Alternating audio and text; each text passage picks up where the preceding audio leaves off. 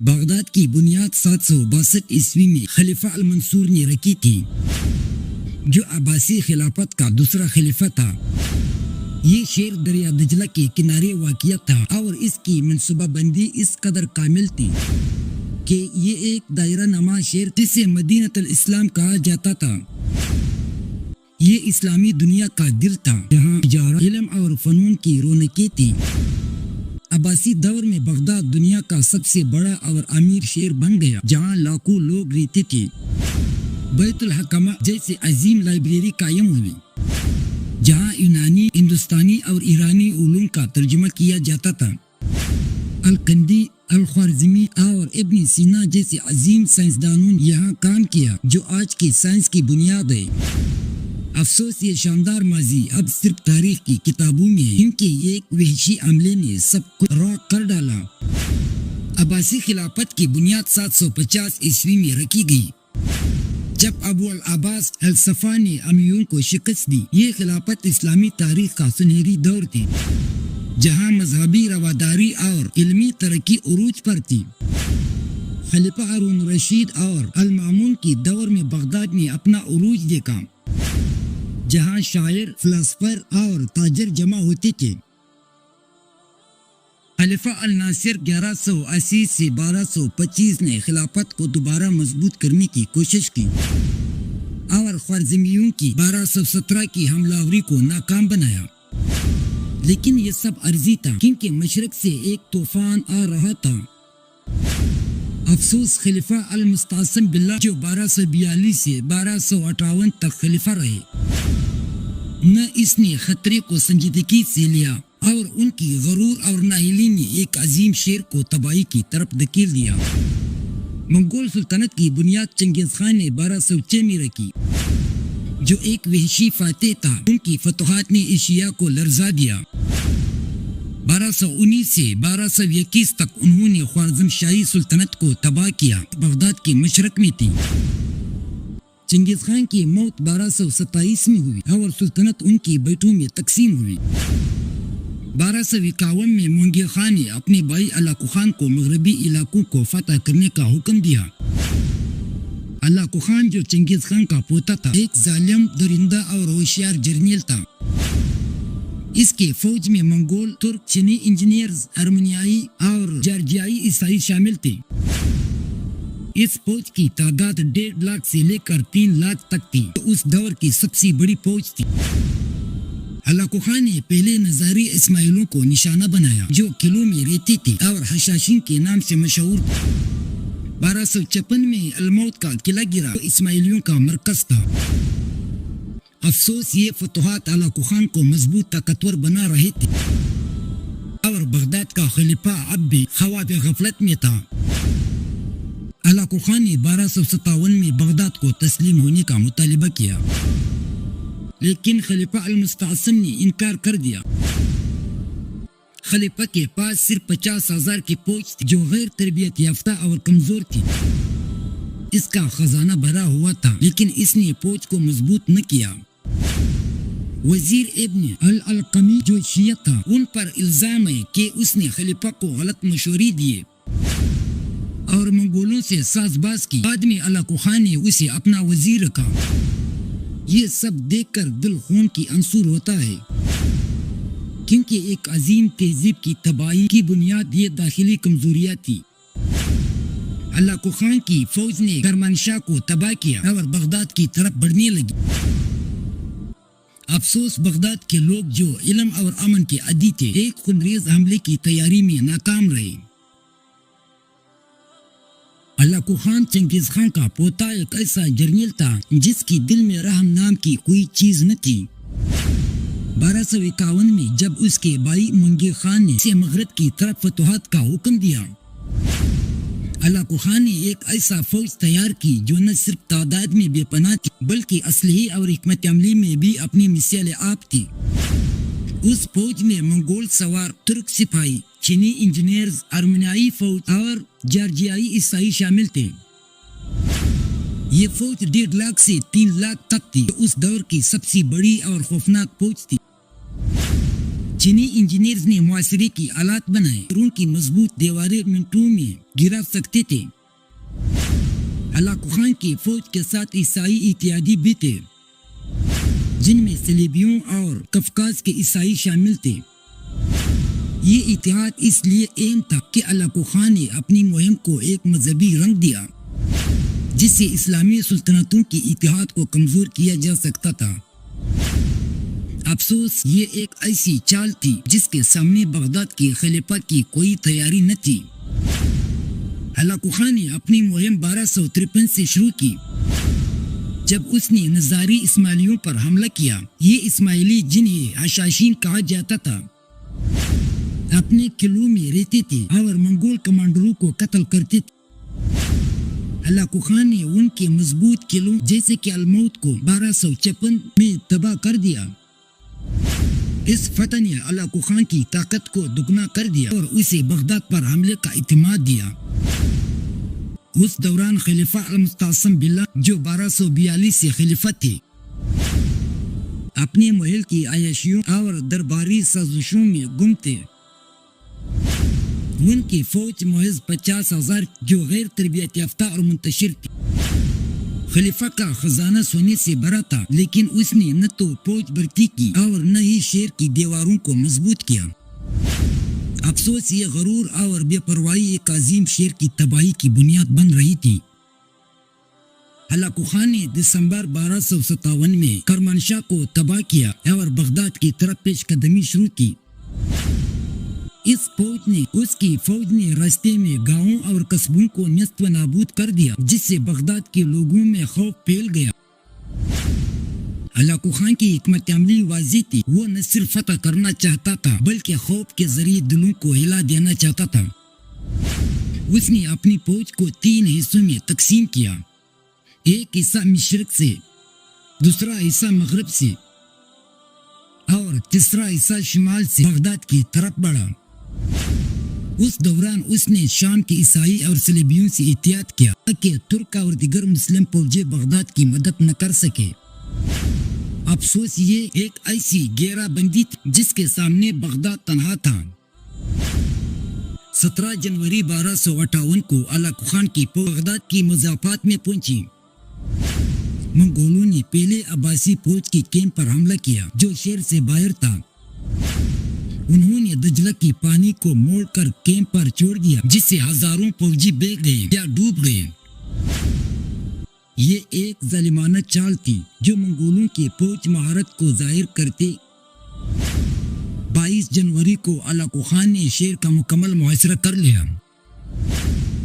اس نے خندقیں کھدوائے اور دیواریں بنائے تاکہ کوئی شہر سے نہ نکل سکے۔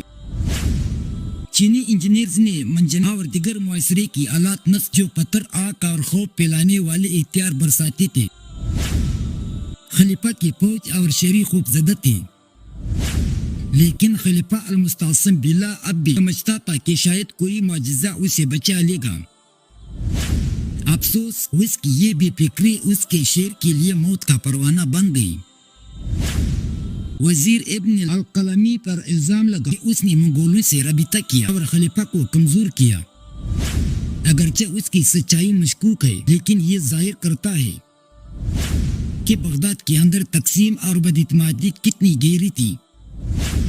ہلاکو خان کی فوج نے شہر کے مشرقی حصے پر قبضہ شروع کیا اور شہریوں کے دل خوف سے دھڑکنے لگے۔ یہ وہ لمحات تھے جب بغداد، جو صدیوں سے علم اور امن کا گہوارہ تھا، ایک خونریز تباہی کی طرف بڑھ رہا تھا۔ افسوس، خلیفہ کی نااہلی اور منگولوں کی طاقت نے شہر کو تنہا چھوڑ دیا۔ یہ حالات اس قدر تباہ کن تھے کہ بغداد کی مضبوط دیواریں جو صدیوں سے حملوں سے محفوظ رہی تھی اب لرز رہی تھی۔ ہر دھماکے کے ساتھ شہریوں کے دل دل جاتے اور خوف کی ایک سیاہ چادر شہر پر چھا گئی۔ افسوس، یہ وہ وقت تھا بغداد کے لوگ جو علم و ادب کی روشنی میں جیتے تھے اب موت کے سائے میں سانس لے رہے تھے۔ 29 یا 30 جنوری 1258 کو منگولوں نے بغداد پر بھرپور حملہ شروع کیا۔ ان کی منجنقوں نے شہر کی مشرقی دیواروں پر مسلسل حملے کیے اور 1 فروری کو دیوار میں پہلی بڑی دراڑ پڑ گئی۔ عباسی فوج نے بہادری سے مقابلہ کیا، لیکن وہ تعداد اور تربیت میں منگولوں سے بہت پیچھے تھے۔ خلیفہ المستعصم کی فوج 50,000 تھی۔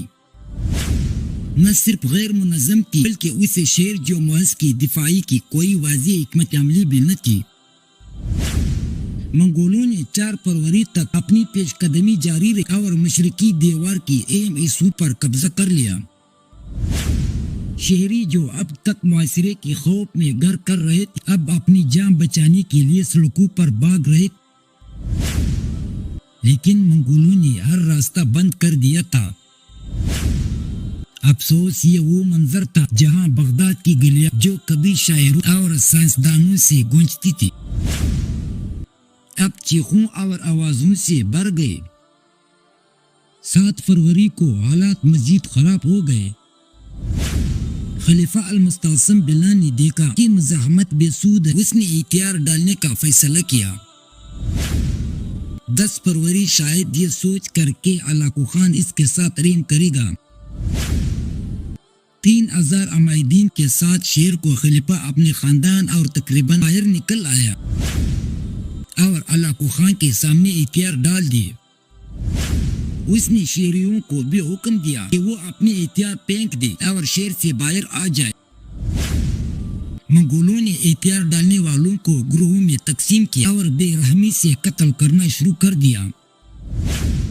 نہاتی فوجیوں اور شیریوں پر تلواریں چلی اور بغداد کی گلیوں میں خون کی ندیاں بہنے لگی۔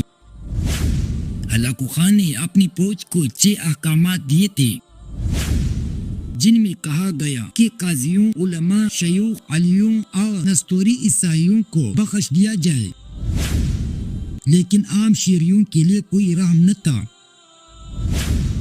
افسوس یہ وہ لمحات تھے جب ایک عظیم شیر کی روح کو تار تار کیا جا رہا تھا۔